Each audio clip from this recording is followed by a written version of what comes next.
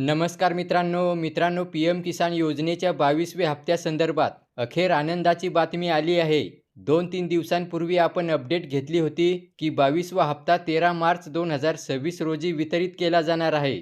तर मित्रांनो बघा, केंद्र सरकारकडून 22व्या हप्त्याची अधिकृत घोषणा करण्यात आली आहे.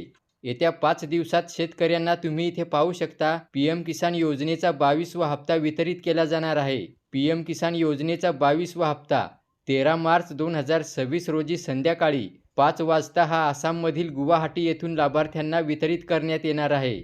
मित्रांनो, 13 मार्चला पी.एम. किसान दिवस साजरा केला जाणार असून त्याचे औचित्य साधून 22व्या हप्त्याचे पैसे शेतकऱ्यांच्या खात्यात जमा केले जाणार आहेत. तर अशा प्रकारे मित्रांनो, ही अधिकृत घोषणा किसान कल्याण मंत्रालय, भारत सरकार, दिल्ली यांच्याकडून या ठिकाणी प्रसिद्ध करण्यात आली आहे.